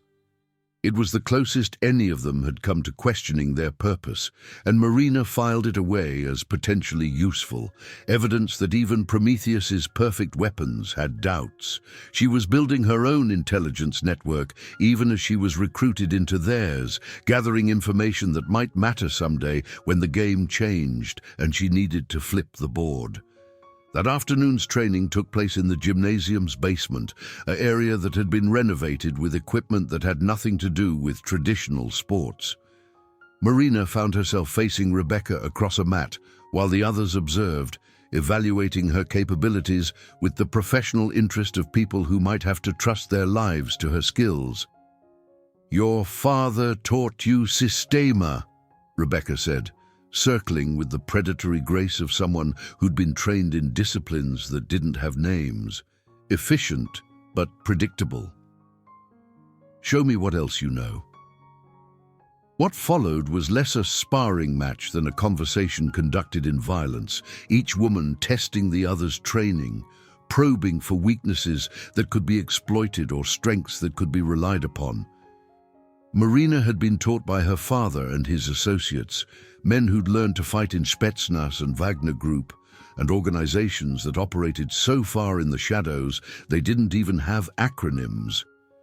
But Rebecca had been trained by Prometheus from childhood, shaped by instructors who distilled centuries of killing knowledge into pure efficiency. The match ended with Marina on her back, Rebecca's forearm across her throat in a choke that would have been lethal in 3 more seconds. But Marina was smiling because her hand had found the ceramic knife Rebecca kept hidden in her waistband, and the blade was pressed against the other girl's kidney in an angle that would have been fatal if she'd chosen to push. Mutual destruction, David observed from his position, recording everything on equipment that probably belonged to agencies that weren't supposed to operate on American soil. Interesting that you both chose killing blows rather than submission holds. Submission is temporary, Marina said as Rebecca helped her up, both of them resetting for another round. Death is data point that doesn't require revisiting. Your father's philosophy? Rebecca asked. My mother's, actually, Marina replied, remembering lessons taught in kitchen conversations that her father had never known about. Wisdom passed from a woman who'd known she was living on borrowed time to a daughter who would need to survive without her. She understood the world better than he ever did. She just loved him too much to tell him. They trained for 3 hours, cycling through partners, weapons, scenarios that ranged from close-quarters combat in confined spaces to long-range target acquisition with rifles that weren't supposed to exist in civilian hands. Marina absorbed it all with the hungry efficiency of someone who'd been starving for advanced instruction, filing away techniques and tactics that her father would never have taught her because he'd wanted to preserve some illusion of her innocence. By the time they finished, the sun was setting through windows that had been treated to prevent anyone from seeing inside, casting long shadows that made the gymnasium look like a cathedral devoted to violence. Marina was exhausted in a way that felt clean, purposeful, different from the constant tension of maintaining her cover while being harassed by Harrison's crew. You're ready, Thorne said from the doorway where he'd been watching the entire session. Not perfect, but ready enough for what comes next. Which is your first real mission, he said, pulling out a tablet that displayed a face Marina recognized from newspapers, a senator who'd been vocal about investigating intelligence overreach. Senator Patricia Chen, Marcus Chen's aunt, though that connection has been carefully hidden. She's been taking money from the same people who employ your father, using her position to prevent investigations that would expose operations like theirs. You want me to kill her? Marina asked, with a calm that should have disturbed her more than it did. We want you to get close to her, gather evidence, create leverage that ensures she votes correctly on certain upcoming legislation. Murder is messy and creates martyrs. Blackmail is clean and creates assets. Marina studied the senator's face, already calculating approaches, identifying weaknesses that could be exploited. The woman had a daughter, Jennifer, who attended a university in Boston. She had a weakness for expensive wine and younger men who reminded her of her deceased husband. She had secrets that even Marcus didn't know about, affairs and addictions and agreements that would destroy her if exposed. When? Marina asked. Next week. There's a fundraiser in Boston that she'll be attending. You'll be there as part of a youth leadership program, one of dozens of promising young women she'll meet and forget. Except you'll make sure she remembers you, that she sees something in you that makes her trust you, confide in you, eventually compromise herself to you. It was exactly the kind of operation her father would have taken if the payment was right, using charm and psychology rather than violence to achieve objectives. Marina wondered if Thorne knew how much this would remind her of him. If it was deliberate, a test of whether she could betray not just her father, but everything he'd taught her. I'll need a team, she said, already thinking through logistics. You'll have one, Rebecca promised. We'll be your support network, your extraction plan if things go wrong, your alibis if questions get asked. But the primary contact has to be you. Senator Chen has a weakness for vulnerable young women who remind her of herself at that age. You're perfect for it. Marina wanted to argue, to point out the dozen ways this could go wrong, but she recognized the decision had already been made. She was being moved across the board like the piece she'd become, aimed at a target that served Prometheus's purposes, while they watched to see if she would perform as programmed or demonstrate the independent thinking that made her valuable. "Fine," she said, "but I want something in return." "You're not in a position to negotiate," Thorne reminded her. "I'm exactly in a position to negotiate," Marina countered. "You need me to be convincing, to genuinely connect with the senator in a way that makes her lower her guard. I can't do that while worrying about my father. I want proof that he'll be taken alive, that his arrest won't be a disguised execution." Thorne and Rebecca exchanged glances, some silent communication that suggested they'd expected this, perhaps even planned for it. "Done," Thorne agreed. "We'll provide live footage of the operation. You can watch your father be arrested, see him placed in custody, track his movement through the legal system. Will that satisfy you?" Marina knew it was probably a trap, that watching her father's capture would create psychological pressure they could use against her, but she needed to know, needed to see that he would survive even if his freedom didn't. "Yes, then we have an agreement," Thorne smiled again, that grandfather expression that hid calculations about acceptable losses and necessary sacrifices. "Welcome to the real world, Miss Kowalski. Or should I start calling you Miss Volkov?" "Marina is fine," she said. "It's the name I've earned, even if it's not the one I was born with." That night, alone in her dormitory room, while the rest of Ashford slept in ignorant peace, Marina stood at her window, watching security patrols that she now knew were Prometheus operatives maintaining a perimeter around their newest asset. Somewhere in Afghanistan, her father was preparing for what he thought was a protection detail, not knowing he was walking into a trap set by his own daughter's compliance with forces he'd tried to shield her from. She thought about Harrison Blackwood, probably lying awake in his own room, terrified of the power she held over him, not knowing he was just a practice target, a way for her handlers to evaluate her capabilities before pointing her at real objectives. His harassment of her had been orchestrated, she understood now, Prometheus allowing it to escalate to see how she would respond, measuring her capacity for both violence and restraint. The funny thing was, she'd won that encounter on her own terms.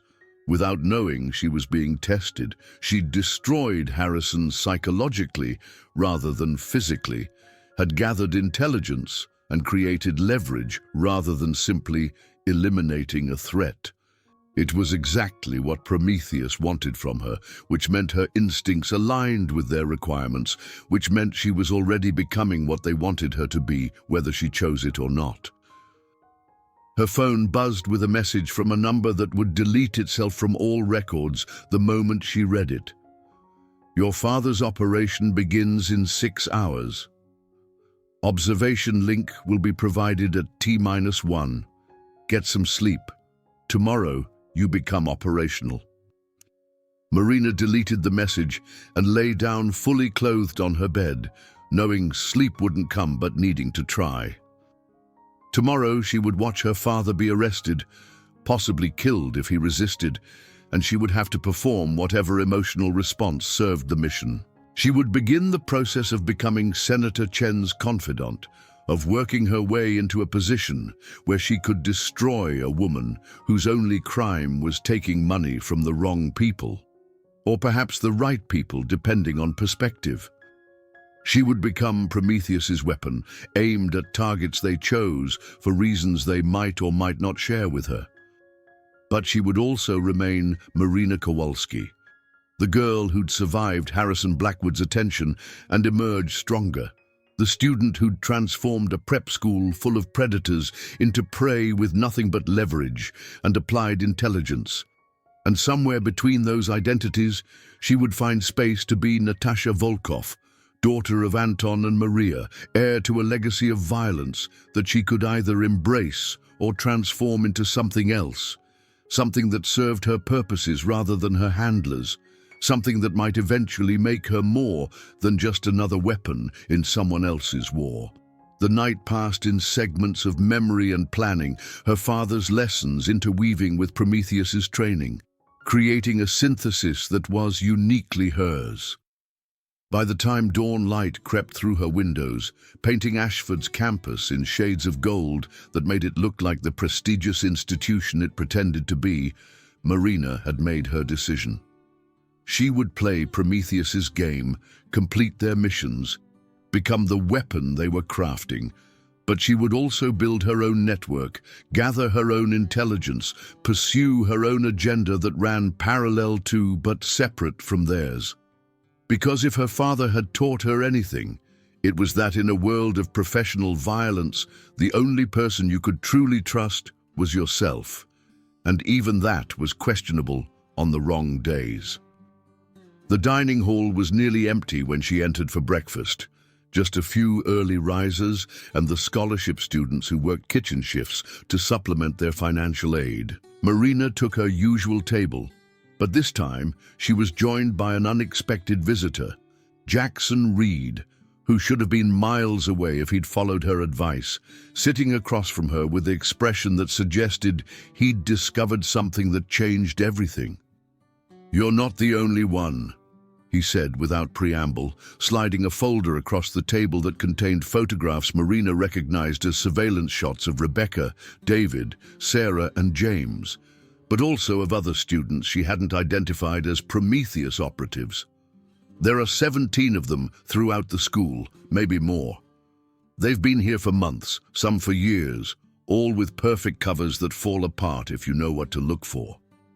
Marina didn't touch the folder, knowing it was probably being watched, possibly a test of her loyalty or Jackson's usefulness.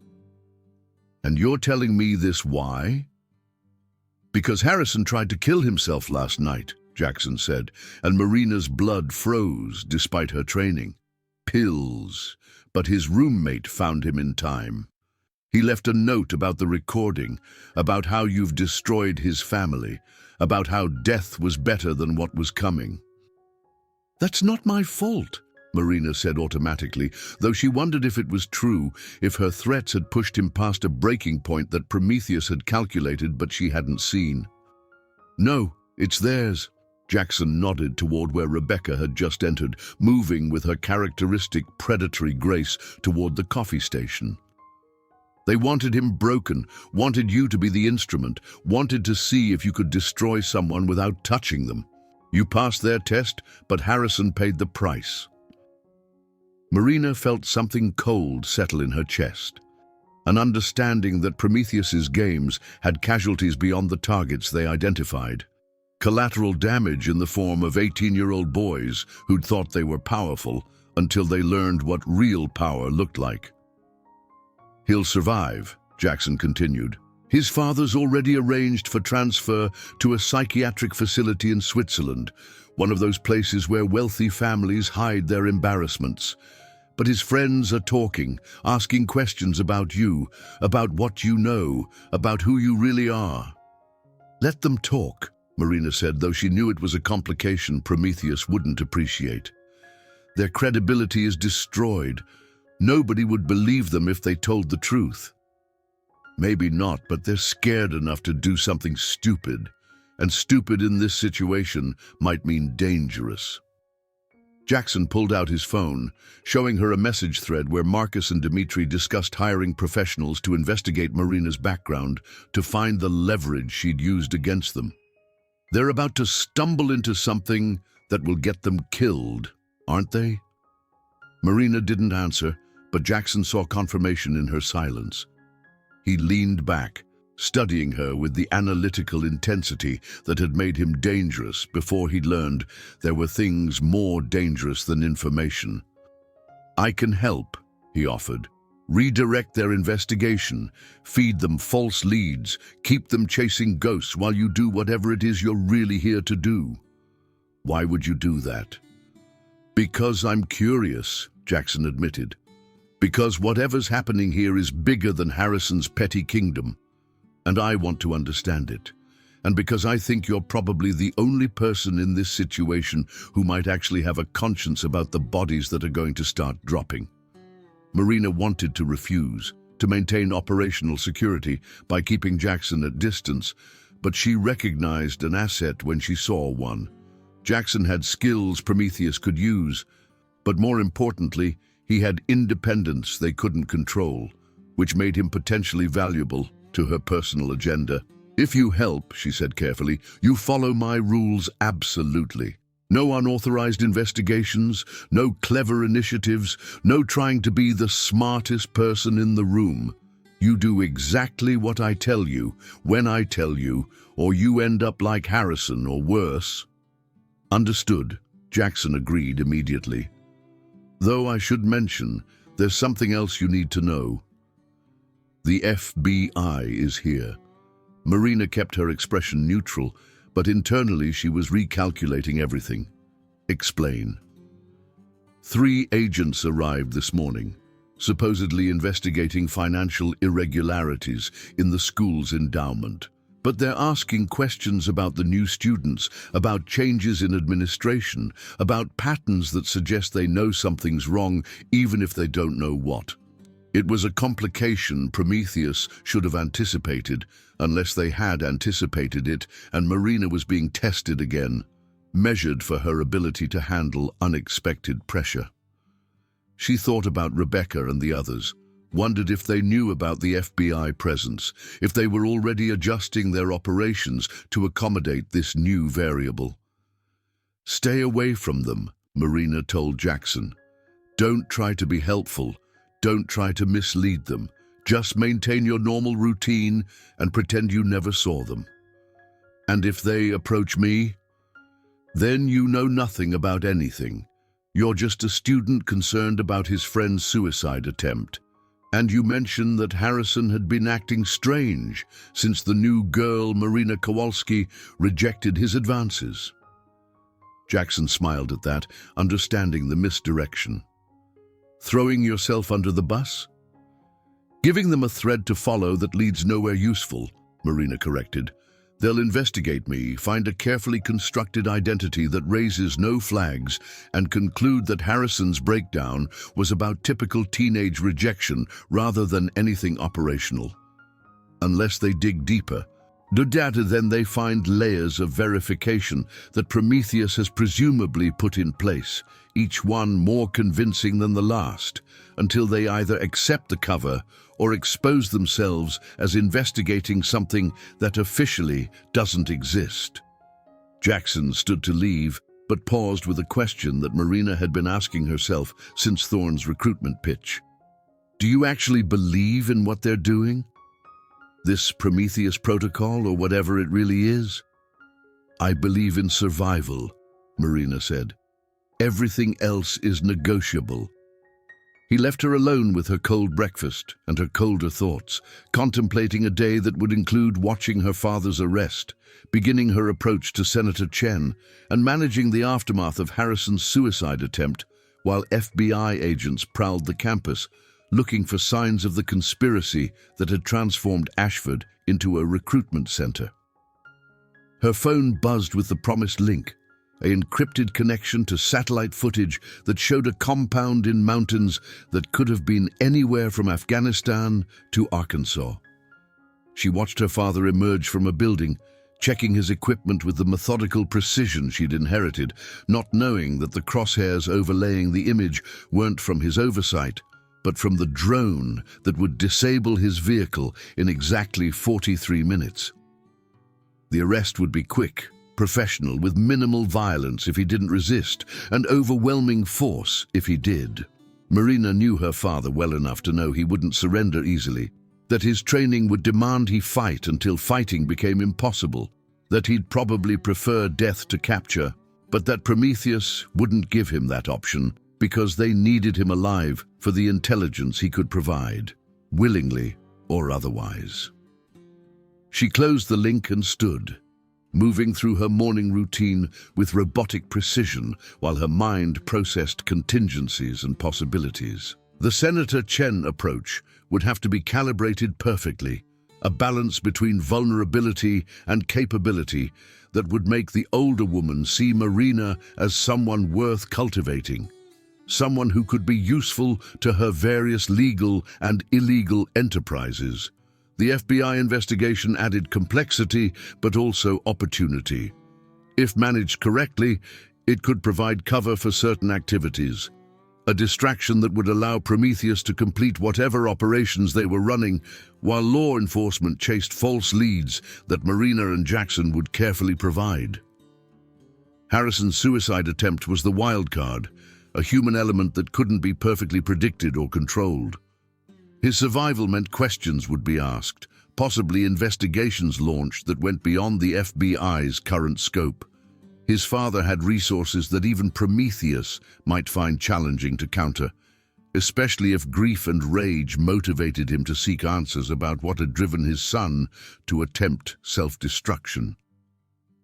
Marina made her way to her first class, Advanced European History, where she would sit and take notes about wars and revolutions while her father was captured on the other side of the world, where she would analyze the mistakes of dead emperors while becoming a living weapon for people whose emperors wore different titles but pursued the same fundamental goals of power and control.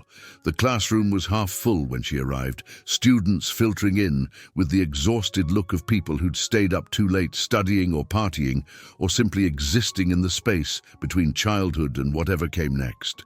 Marina took her usual seat by the window, positioning herself to observe both the room and the campus beyond, a habit that had become so ingrained she couldn't imagine sitting anywhere else. Rebecca entered just before the bell, taking a seat 2 rows behind Marina, close enough for mutual support, but far enough to avoid obvious association. They didn't acknowledge each other, but Marina could feel the other girl's attention, a professional awareness that suggested today's class would be more about observation than education. Professor Williams began his lecture on the dissolution of the Austro-Hungarian Empire, discussing how a single assassination had triggered a cascade of events that reshaped the world, and Marina couldn't help but wonder if Ashford was experiencing its own Sarajevo moment, if Harrison's suicide attempt would trigger investigations and revelations that would expose Prometheus and destroy everything they'd built here. Her phone vibrated with a message from Jackson. Marcus Chen just hired private security. Military contractors. They're asking questions about you. Marina typed back, without looking at her phone, a skill developed through years of maintaining cover while coordinating operations. Let them come. Because she was ready for whatever happened next, had been ready since the moment her mother's blood had decorated a Belgrade parking structure, since her father had taught her that the world was divided into predators and prey, and the only choice was which category you occupied. Prometheus thought they were making her into a predator, but Marina had been one since childhood, shaped by loss and training and the simple necessity of survival in a world that consumed the weak. The difference now was that she had a pack, even if she didn't fully trust them. Rebecca and the others were weapons like her, aimed by the same hands at targets they might or might not understand. Together, they could be more dangerous than the sum of their parts, or they could destroy each other in the confusion of conflicting objectives and hidden agendas. Class continued with discussions of treaties and borders and the illusion of peace that always preceded the next war. Marina took notes with half her attention, while the other half monitored her phone, watching her father's arrest unfold in real time through updates that Thorne provided with clinical detail. Target acquired, minimal resistance. 2 guards neutralized, non-lethal, subject in custody. Her father was alive, captured but breathing, defeated but not destroyed. It was more than Maria Volkov had gotten, more than many people in their world could expect. Marina felt something that might have been relief or regret, or simply the acknowledgement that one phase of her life had ended and another had begun. After class, she had 3 hours before the Senator Chen operation would begin. 3 hours to transform from Marina Kowalski, mysterious transfer student, into someone the senator would find irresistible as a protégé or tool, or whatever role served Prometheus's purposes. The preparation would be meticulous, from wardrobe choices that suggested vulnerability without weakness to conversation topics that would trigger the senator's protective instincts while demonstrating useful intelligence. But first, she had to deal with Marcus Chen's private security, who were probably already on campus, asking questions that would lead them nowhere good. Marina made her way to the gymnasium, knowing the basement training facility would be occupied by her team, preparing for whatever contingencies the day might bring. She found them assembled like a war council, tablets and weapons and communication equipment spread across tables that had been designed for homework but now served darker purposes. David was monitoring law enforcement channels, Sarah tracking the FBI agents' movements through hacked security feeds, James maintaining overwatch through drones that nobody had authorized to fly over Ashford's airspace. "The private security team is a problem," Rebecca said without preamble. "They're not mall cops or corporate bodyguards. These are former special operations, the kind of people who might actually recognize what we are. Then we give them something else to recognize," Marina suggested, already formulating a plan that would turn liability into asset. "Marcus hired them because he's scared of me specifically, so let's give him a different threat to focus on." "You want to false flag?" David asked, his Texan drawl more pronounced when he was interested. "I want to give the FBI, the security team, and Marcus's family a conspiracy they can understand," Marina explained. "Financial crime, insider trading, standard prep school corruption. It's believable, manageable, and most importantly, it has nothing to do with what we're actually doing." "And Harrison's suicide attempt," Sarah asked, "becomes about shame over his family's involvement in this fictional financial scandal. His father's connections to the pharmaceutical industry make it plausible, especially if we leak some carefully edited documents suggesting FDA bribes and failed drug trials." Rebecca was already working on her tablet, creating the digital evidence that would support this narrative. "Thorne won't like us improvising. Thorne will like it less if the FBI stumbles onto Prometheus," Marina countered. "This gives everyone what they need. The FBI gets a case, Marcus's security team gets a threat to investigate, Harrison's family gets an explanation for his breakdown, and we get cover to continue operating." "And the Senator Chen operation?" James asked. "Proceeds as planned," Marina said, checking the time. "In fact, this makes it better. A financial scandal involving her nephew gives me additional leverage, another pressure point to exploit." They worked for the next 2 hours, creating a conspiracy that would satisfy investigators while protecting the real conspiracy that had transformed Ashford into something unrecognizable. Marina watched them operate with the same professional efficiency she'd been trained for, and wondered if any of them questioned what they were doing, if they ever thought about the collateral damage like Harrison Blackwood, broken and sedated in a Swiss clinic because he'd been used as a training tool for weapons like them. When it was time to leave for Boston, Marina transformed herself with the same precision she'd applied to destroying Harrison's psyche. Designer clothes that suggested wealth without ostentation, makeup that enhanced her youth and vulnerability, a practiced nervousness that would make Senator Chen feel protective and superior simultaneously. Rebecca drove, maintaining counter-surveillance protocols while appearing to be just another teenager heading to the city for shopping or culture or whatever normal people did with their weekends. They didn't speak during the journey, both lost in preparations for operations that would advance Prometheus's agenda, while creating ripples that neither of them could fully predict or control. The fundraiser was being held at a hotel that had hosted presidents and kings, where deals that shaped nations were struck over champagne and canapes. Marina entered through the main lobby, her credentials identifying her as part of the youth leadership program that provided cover for her presence, just another ambitious young woman seeking mentorship from successful female politicians. Senator Chen was exactly as her photograph suggested, polished, powerful, and predatory in the way of people who'd clawed their way to influence and would do anything to maintain it. She moved through the crowd with practiced grace, acknowledging supporters and avoiding journalists with equal skill, her smile never quite reaching eyes that calculated the value of every interaction. Marina positioned herself carefully, not approaching directly, but ensuring she was visible, interesting enough to notice but not aggressive enough to trigger suspicion. It was a dance she'd learned from watching her father work, the art of making targets come to you rather than pursuing them. It took 17 minutes before the senator noticed her, another 8 before she approached, and Marina knew she'd won the first phase of the operation when Patricia Chen's opening line was, "You look lost, dear." First time at one of these things. "Yes, Senator," Marina replied with calculated nervousness that suggested intelligence trying to hide behind insecurity. "I'm Marina Kowalski from the leadership program. I've actually been hoping to meet you.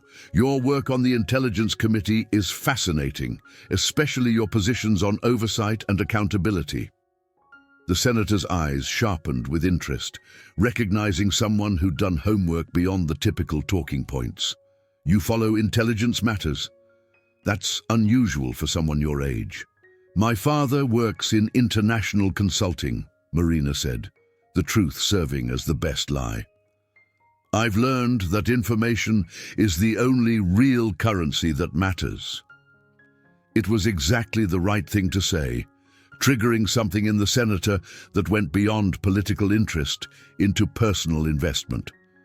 They spent the next hour in conversation that ranged from policy to philosophy, Marina carefully revealing aspects of herself that would make Chen see her as a kindred spirit. Someone who understood that power came from knowing secrets and keeping them until they became valuable. "You should intern for me," the senator said eventually, the offer that Marina had been guiding her toward without seeming to. "I could use someone with your particular perspective on my staff." "I would be honored," Marina replied, knowing that Rebecca was recording everything, that Thorne was probably watching through some surveillance feed, that her father was sitting in a cell somewhere not knowing his daughter had just successfully completed her first real mission for the people who'd captured him. They exchanged contact information, the senator's private number that few people had access to, a sign of genuine interest rather than political courtesy. Marina knew the next phase would involve weeks of careful cultivation, building trust while gathering intelligence, becoming indispensable while remaining invisible. Everything her father had taught her applied to purposes he'd never intended. As she left the fundraiser, Marina's phone buzzed with a message from Thorne. "Well done. Phase 1 complete. Your father is asking for you." She deleted the message, knowing it was manipulation, that Thorne was testing her emotional control by dangling the possibility of communication with her captured father. Marina wouldn't take the bait, wouldn't show weakness that could be exploited. Her father had taught her better than that, even if he'd never imagined she'd use those lessons against him. The ride back to Ashford was conducted in darkness, the kind that exists between missions when the adrenaline fades and reality settles in like sediment in still water. Rebecca finally spoke as they approached campus, her voice carrying something that might have been sympathy or simple professional courtesy. "It gets easier," she said. "The betrayals, the manipulations, the collateral damage. Eventually, you stop feeling anything about it. Is that supposed to be comforting? Marina asked. It's supposed to be honest, Rebecca replied. We're weapons, Marina. Weapons don't have feelings about what they destroy. But Marina thought about Harrison Blackwood, broken and medicated in a Swiss clinic, about her father in a cell he'd never escape, about Senator Chen, who would trust her and be destroyed by that trust. And she wondered if the inability to feel was the real damage, the price of becoming the perfect weapon that everyone wanted her to be. Ashford's gates appeared through the rain that had started during their journey, and Marina realized she'd lost track of whether it was always raining here or if it just seemed that way, because every significant moment in her time at the school had been accompanied by water falling from grey skies like tears from a god who'd given up on intervention. They separated at the dormitory, Rebecca heading to wherever she spent her nights, while Marina climbed the stairs to her room that felt less like sanctuary and more like a cell with every passing day. She found Jackson waiting in the hallway, his expression suggesting news that couldn't wait. Harrison's dead, he said simply. Suicide. For real this time. His father found him an hour ago. Marina felt something crack inside her chest, a sensation she couldn't identify as grief or guilt, or simply the recognition that she'd killed someone without ever touching them, had turned a 18-year-old boy's privilege into a weapon that he'd used against himself. That's not possible, she said, knowing even as she spoke that it was entirely possible that Harrison had been broken in ways that Swiss clinics couldn't fix, that sometimes the mind created prisons that no amount of money could unlock. He was under observation. His father pulled strings, got him moved to a private room, Jackson explained. Harrison seemed better, was talking about recovery, about making amends. They believed him because they wanted to believe him. He used a belt his father had given him for his 16th birthday. There's something poetic about that, using a symbol of inherited power to escape the weight of it. Marina leaned against her door, processing this information while her mind automatically calculated the implications. The FBI investigation would intensify. The private security would dig deeper. The carefully constructed false narrative about financial crimes might not hold under the scrutiny that followed a senator's nephew's suicide. There's more, Jackson said. Marcus Chen is coming here. Tonight. He wants to talk to you, and he's bringing his security team. Let him come, Marina said, exhaustion making her voice flat. What else can he do that hasn't already been done? She entered her room and closed the door on Jackson's concerned face, needing solitude to process the day's casualties. Her father captured, Harrison dead, Senator Chen compromised, and Marina herself transformed into something she wasn't sure she recognized anymore. The girl who'd arrived at Ashford wanting only to maintain her cover and survive had become someone capable of destroying lives without firing a shot, of betraying family without hesitation, of completing missions that served purposes she didn't fully understand. Her phone buzzed with another message from Thorne. Harrison Blackwood's death is unfortunate, but not your responsibility. Maintain focus. Senator Chen's internship offer must be accepted and exploited. Your father's interrogation begins tomorrow. Marina threw the phone across the room, watching it shatter against the wall with satisfaction that lasted exactly as long as it took for her to realize she'd just destroyed her only secure communication device. It was an amateur mistake, the kind of emotional response her father had trained her to suppress, evidence that despite all her training and capability, she was still just 16 years old, dealing with pressures that would break most adults. A knock at her door interrupted her self-recrimination. She opened it to find Marcus Chen standing there with two men who radiated the kind of controlled violence that came from years of professional application. His arm was still in a sling from their music room encounter, but his eyes held something more dangerous than physical threat. We need to talk, he said, about Harrison, about what you did to him, about what you really are. Marina let them in, knowing that Rebecca and the others were probably already moving to support positions, that Thorne was watching through surveillance equipment, that this conversation was being recorded and analyzed by people she'd never meet in rooms that didn't officially exist. "Harrison made choices," she said, sitting on her bed while Marcus and his security team arranged themselves to block the exit. "I didn't force him to do anything." "You destroyed him," Marcus said, his voice thick with grief and rage. "You took everything that made him who he was and turned it into poison. You killed him without ever touching him." "He destroyed himself," Marina replied, though she wondered if she believed it. "I just showed him who he really was." The rest was his decision. One of the security contractors, a man with scars that suggested Middle Eastern deployments, studied her with professional interest. "You're not a normal teenager. The way you sit, the way you breathe, the way you've positioned yourself to have 3 different attack vectors while appearing relaxed. You've been trained." "I took self-defense classes," Marina said, the lie so transparent it was almost insulting. "You've been trained by professionals," the man continued. "Eastern European methodology, if I had to guess. Systema, maybe, or something derived from it. You're what, 16? To have that kind of muscle memory, you'd have to have started young. 7, maybe 8 years old." Marcus looked between them, understanding dawning on his face. "You're not just some transfer student.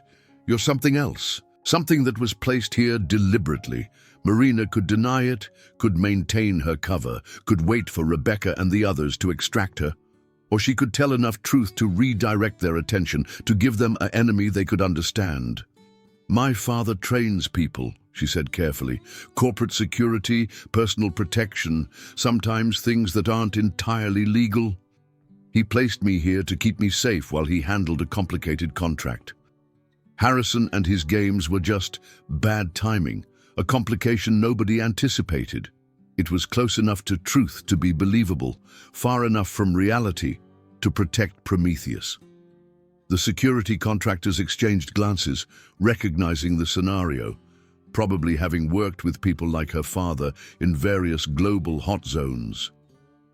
"So Harrison died because he picked the wrong target?" Marcus asked, his voice breaking slightly. "Harrison died because he couldn't live with who he was," Marina said, allowing some genuine emotion to color her voice. "I'm sorry for that. It wasn't supposed to happen this way." "How was it supposed to happen?" the second contractor asked. "You gather your intelligence, make your threats, and then what? What was the end game?" "Survival," Marina said simply. "His, mine, everyone's. We stay out of each other's way and nobody gets hurt." "But somebody did get hurt," Marcus said. "Harrison's dead. His father's destroyed. The whole school is under investigation.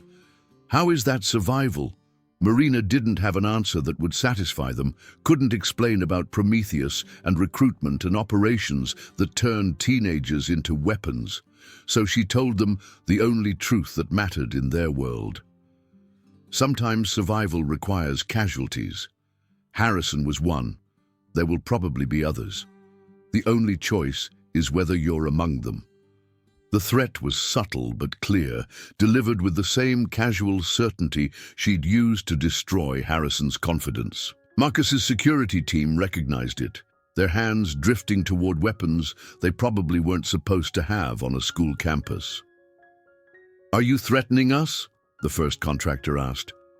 "I'm explaining reality," Marina replied. "You can investigate me, hunt for evidence of whatever you think I am. Make yourselves targets for people much more dangerous than a 16-year-old girl. Or you can accept that Harrison's death was a tragedy that had nothing to do with larger conspiracies, mourn him appropriately, and move on with your lives." "And if we don't?" Marcus asked. Marina stood, moving to her window to look out at Ashford's campus, where Prometheus operatives were probably positioned to intervene if this conversation went badly. "Then you'll discover that Harrison wasn't the only one who couldn't handle learning the truth about the world." Some knowledge is poisonous, Marcus. Once you have it, you can't unknow it, can't return to the comfortable ignorance that most people call life. She turned back to them, allowing them to see something real in her expression, the exhaustion and damage that came from living in the shadows her father had tried to protect her from. Harrison's dead. Nothing you do will bring him back. The question is whether you want to join him in whatever comes after, or whether you want to live with questions that will never have satisfying answers. The silence stretched until Marcus finally stood, his decision made. We're done here. Harrison's gone, and maybe that's all that matters now. They left without another word, Marina listening to their footsteps fade down the hallway before allowing herself to collapse on her bed. She'd survived the confrontation, protected Prometheus's operations, maintained her cover while revealing just enough truth to redirect dangerous curiosity. Her phone buzzed with a new message, somehow functional despite being thrown against the wall. Well handled. Your father would be proud. Marina wasn't sure if that was meant as a compliment or condemnation, wasn't sure if her father's pride was something she wanted anymore.